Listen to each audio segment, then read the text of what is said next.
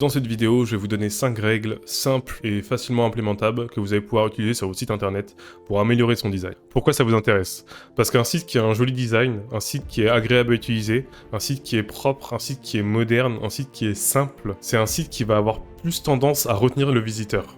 Et qui dit un visiteur qui reste plus longtemps sur votre site, dit un visiteur qui aura plus de chances de vous envoyer un formulaire de contact, faire une demande de devis ou acheter un produit. Et donc je vais appuyer mes propos avec 3 chiffres qui sont super importants. Donc 75% des consommateurs jugent la crédibilité d'une entreprise en fonction du design de son site. Ça veut dire que 75% des gens, 3 personnes sur 4 qui vont regarder votre site, vont émettre un jugement de valeur par rapport à la qualité des services que vous allez fournir en fonction du design. En gros, ça veut dire design moche, on va associer ça à une entreprise qui fournit des mauvais services. Mais ça veut aussi dire joli design, on va associer ça à une entreprise qui fournit des services de qualité. Ensuite, du coup, les deux statistiques, on va les prendre ensemble.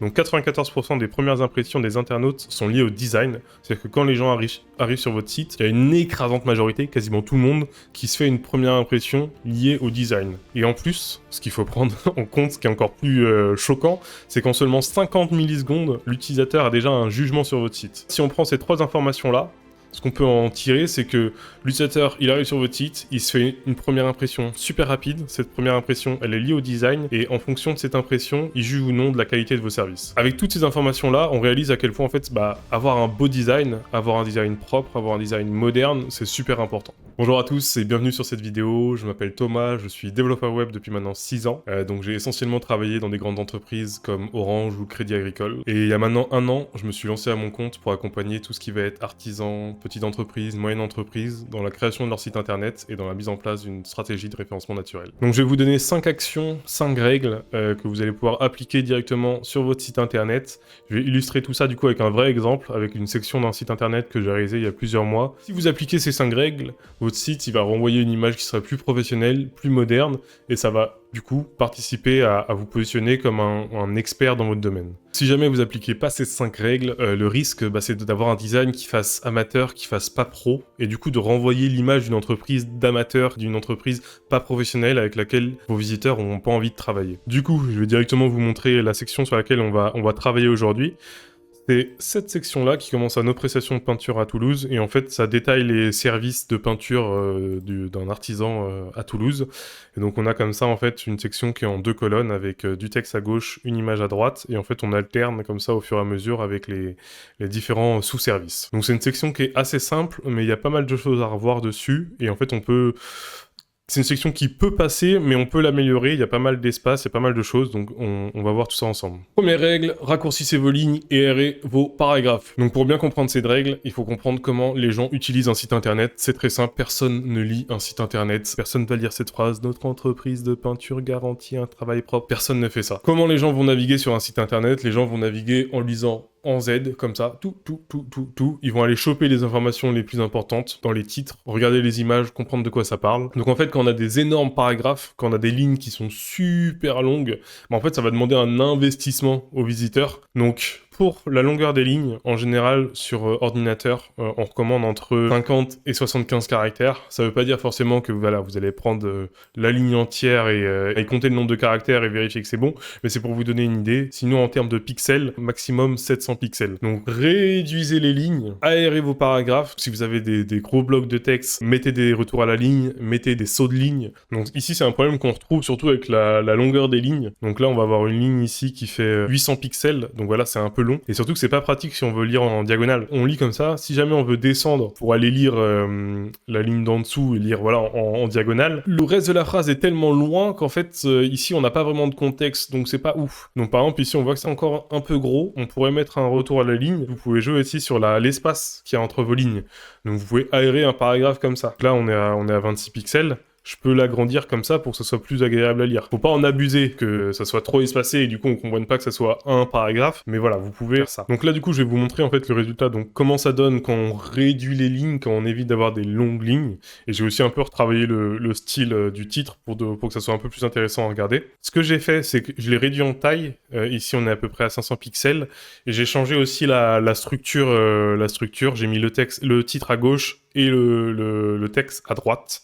Je vous expliquerai après sur la règle suivante pourquoi j'ai fait ça. Règle numéro 2, utiliser des listes ou des tags pour mieux transmettre l'information. Donc c'est aussi dans la continuité de réduire les paragraphes et de plus facilement transmettre l'information. On va utiliser des listes pour transmettre les points clés, pour afficher les points clés, plutôt que ça soit perdu dans un texte, surtout si c'est des choses importantes. Donc avant, on avait commencé avec cette volonté de faire des listes pour mieux transmettre l'information, mais le souci, c'est que là, tout est sur une même ligne, donc voilà, ça perd un peu de son utilité. Donc avant, on avait ça, et après, on a ça. Donc en fait, là, tous les mots clés, toutes les informations clés en fait qu'on veut transmettre, donc là par exemple toutes les surfaces sur lesquelles on peut réaliser des peintures extérieures, on va les mettre dans des espèces de puces, dans des espèces d'éléments, de tags, façade, volet, boiserie, clôture, portail, etc., etc. Et on va faire ça pareil pour chaque sous-service. Donc ça permet en fait d'avoir ces informations qui sont des informations clés ressortir plutôt que d'avoir tout en liste et de pas forcément attirer l'œil du visiteur. Règle numéro 3, structurer et équilibrer les espaces blancs. Donc ça c'est un truc qui est assez important et qu'on voit bien surtout sur cette maquette là. Le souci c'est qu'il y a beaucoup d'espaces blancs. Les espaces blancs c'est pas mal, c'est bien d'avoir un design qui soit aéré. Surtout aujourd'hui on est plus à une époque où on va faire des choses qui sont aérées, qui sont spacieuses, contrairement à avant où on avait des choses plus encombrées en fait. Avant c'était dur de faire des choses jolies visuellement. Donc il y avait un peu cet esprit de prouveur où on essayait de rajouter un maximum de choses et regarde ce que je sais faire, regarde ce que je sais faire. Et c'est vrai qu'aujourd'hui on est à une époque où on va alléger les choses, où en fait moins c'est mieux. Avant plus c'était mieux, maintenant moins c'est mieux. Mais là on est un peu trop moins c'est mieux, c'est-à-dire que c'est un peu trop blanc. Et du coup sur cette maquette c'est un peu ce qu'on avait, c'est-à-dire qu'il y avait ici il y avait 2 gros carrés blancs alors qu'on est sur format ordinateur et qu'on a de la place et que du coup cette information là au final elle est intéressante.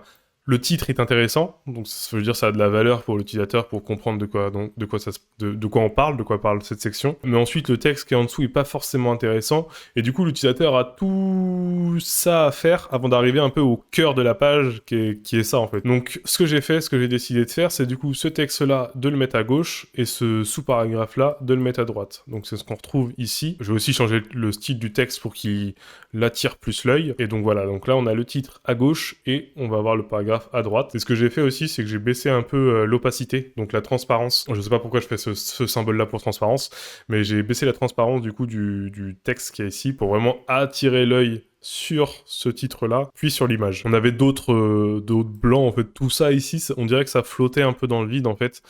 Ici, ici...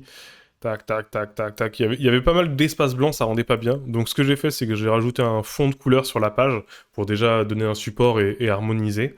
Et ce que j'ai fait aussi, c'est que je me suis assuré que les espaces qu'il y avait là et là soient les mêmes et qu'ils soient relativement proche de l'espace qu'il y a entre le texte et l'image. Règle numéro 4, harmoniser les formes. C'est une règle qui est super importante et qu'on retrouve ici comme problème. C'est qu'ici on a une image super haute, qui a un format plus portrait. Ici on a une image qui est plus en carré. Et ici, on a de nouveau une image aussi en carré. Et donc, en fait, cette harmonie, on veut le retrouver un peu dans tout. Donc, si jamais cette image-là, je rajoute une bordure, bah, les autres, faut aussi que je rajoute une bordure. Faut qu'il y ait une certaine cohérence entre les images. Si, du coup, d'un coup, celle-ci, elle a une bordure, celle-ci, elle en a pas, bah, ça casse la cohérence et on n'a pas l'impression d'être sur le même site, on n'a pas l'impression d'être sur la même page, on n'a pas la même émotion derrière, si j'ose dire. Du coup, ce que j'ai fait, c'est que j'ai utilisé la même taille d'image pour les 3 images. J'ai rajouté une bordure et la même bordure pour les 3 images. Et j'ai aussi rajouté du coup une petite ombre pour mettre en avant encore plus l'image. On avait des jolies images. J'ai répété énormément de fois le mot image. Mais voilà, là on avait des jolis visuels. Donc autant les mettre en avant avec un peu d'ombre pour que ça ressorte encore plus. Harmoniser les formes, ça vaut pour les images, mais ça vaut aussi pour les boutons du coup. Ça m'arrive de voir ça sur des sites internet où en fait chaque bouton est unique. On va avoir des boutons qui vont avoir des bouts super ronds, on va avoir des boutons qui vont avoir des bouts super tranchants, on va avoir des boutons qui ont de l'ombre, on va avoir des boutons qui ont un autre relief, etc., etc. Vous pouvez avoir plusieurs boutons évidemment, mais il faut quand même avoir des catégories de boutons. C'est-à-dire que vous allez avoir un bouton principal. Si je montre par exemple le site ici, moi j'ai ce bouton principal qu'on va retrouver en fait partout. Et donc en fait l'utilisateur il va comprendre, ok, ça c'est le bouton principal, c'est le bouton où je demande mon devis, où je demande à être rappelé. Et en fait à chaque fois qu'il va revoir ce bouton là, bam, tac, tac, il va comprendre, ok, là c'est pour faire mon action principale. Il se dit pas forcément ça de façon active, de façon consciente, mais voilà, inconsciemment, il comprend que si jamais il veut passer à l'action, il peut facilement passer à l'action. Cinquième et dernière règle, hiérarchisez visuellement vos informations. C'est toujours lié au fait que les gens lisent les sites en Z, en diagonale, Il faut du coup qu'il y ait une information qui soit plus importante, une information qui soit un peu moins importante, une information qui soit un peu moins importante. Et ça, comment on le fait? On le fait avec la taille de la police, on le fait avec le taux de gras, on le fait avec aussi les couleurs, on le fait par rapport aux emplacements. Et donc avant ici, c'est vrai qu'il n'y avait pas vraiment de... Le titre principal ressortait pas tant que ça par rapport à l'image qu'il y avait. Les titres secondaires ressortaient pas forcément. Pareil, les listes ici, ça ressortait pas forcément. On avait 2 pavés de texte ici, donc l'information était pas forcément très bien hiérarchisée. On peut faire mieux. Et pourquoi c'est un problème si l'information est pas bien hiérarchisée? Ça veut dire qu'en fait, tout va être au même plan, en fait. Tout va attirer l'œil de la même façon. Mais du coup, si tout attire l'œil de la même façon, en fait, rien n'attire l'œil. Et donc, c'est très important de hiérarchiser l'information. C'est très important que le titre le plus important soit plus gros, soit peut-être écrit en gras, soit d'une couleur qui attire plus l'œil. Les titres secondaires soient un peu plus petits, soient peut-être moins gras, etc., etc. Si je reprends cette maquette-là, et que ce titre-là, on est à 32 pixels, je le mets, je sais pas, en black, en super gras, et que je retourne sur mon site, là, ce peinture extérieure, il attire plus l'œil que le titre principal. Donc quand la personne va descendre sur le site, et qu'il va lire ça, il va faire « Oula, qu'est-ce que quoi Je ne sais pas quoi faire. » Hiérarchie de l'information, super important. Donc si je regarde les maquettes, du coup, avant on avait ça, et on est passé sur ça. Donc on a un titre principal qui est beaucoup plus gros, qui a vraiment quelques couleurs, qui a des choses pour attirer l'œil. Ici, on a un texte qui au final est pas si intéressant que ça. Je préfère que le gars continue de lire la liste des services, que le gars s'attarde sur ce texte-là. Donc on a ce titre principal, qui est plus gros, et ensuite les titres de sous-services, je les ai aussi grossis pour vraiment qu'on comprenne, ça c'est le titre de cette section-là, ça c'est le titre de cette section-là. Donc vraiment c'est le truc qui va attirer l'œil normalement après avec l'image, et ensuite les petits tags, les petites puces quoi. Donc si on reprend les 2 designs avant-après, le design avant, donc la partie de gauche, et le design après, on voit quand même que la partie de droite est plus intéressante, qu'il y a des choses qui attirent plus l'œil. Je dirais même que les images sont mieux mises en avant. Avant, c'était un peu plat. Avant, la hiérarchie manquait. On avait des lignes qui étaient assez longues à lire et assez... qui donnaient pas forcément envie de lire. Les titres ici de sous-service, c'était pas forcément clair sur « Ok, c'est le titre, quoi. » C'était un peu banal. Même le titre principal ici se fondait. On avait pas mal d'espace de perdu un peu partout. On avait un manque de cohérence par rapport aux tailles des différents éléments. On avait du coup pas mal d'espace blanc, mais pas du bon espace blanc, on avait du vide, on avait une impression de vide. Maintenant, on a plus cette impression de vide grâce au fond de couleur. On a une meilleure hiérarchie avec le titre principal, les sous-titres. On a des éléments clés qui attirent l'œil, voilà, ces petites listes à puces là. Enfin, c'est pas vraiment des listes à puces, mais ces petits... je trouve pas de nom, j'ai pas trouvé de nom dans la vidéo pour nommer ces trucs-là. Des petits blocs arrondis, voilà, des petits blocs arrondis de couleur. C'est très long à dire. On a des petits blocs arrondis de couleurs, voilà, ici, qui mettent en avant des informations clés. Et on a des images surtout qui attirent encore plus l'œil, et on a une vraie cohérence entre les images. On a de l'espace toujours, mais voilà, cet espace donne moins une impression de vide. Petite astuce bonus, du coup, qui va vous aider à repenser vos designs, et qui va plus facilement vous aider à améliorer, en fait, la structure de vos pages aussi, c'est de penser en termes de colonnes. Sur mon logiciel, par exemple, je peux rajouter des colonnes. Et donc, en fait, on dit en général que sur un site, donc en format ordinateur, on a 12 colonnes. Je vais rajouter aussi une petite marge. On a 12 colonnes, donc le contenu, en fait, se trouve entre 12 colonnes. Et en fait, ça aide, en gros, à bien visualiser où est-ce qu'on met les différents éléments et avoir une bonne structure. Donc là, ici, on voit que les images, elles s'arrêtent, voilà, au milieu d'une colonne, au milieu d'une colonne, au milieu d'une colonne. Les images, elles sont pas forcément sur la même colonne.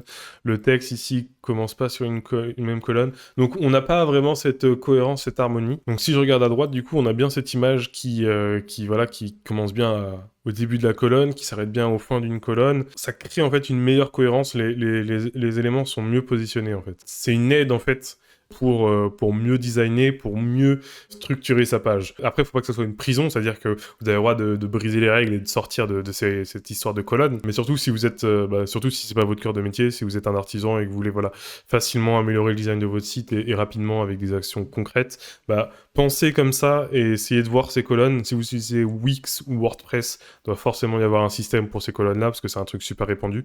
Donc si vous utilisez Wix ou WordPress, vous pouvez sans doute activer ces colonnes-là pour, voilà, quand vous placez vos éléments, les placer de façon cohérente, bien structurée, et éviter d'avoir cette impression de vide sur vos pages. C'est donc la fin de cette vidéo. J'espère que vous avez appris pas mal de choses. J'espère que vous repartez avec des idées, voilà, d'actions concrètes pour améliorer le design de votre site internet et une meilleure compréhension aussi de ce qui différencie un design ok, passable, à un design qui est bon. Dites-moi aussi dans les commentaires si vous avez un site internet et que vous voudriez que, voilà, que je fasse une revue comme je l'ai fait là, et une refonte d'une section. N'hésitez pas, dites-le moi en commentaire. Je vous souhaite une excellente soirée ou une excellente matinée. J'espère que cette vidéo vous a plu, que vous avez pu apprendre des choses. Prenez soin de vous, à la prochaine.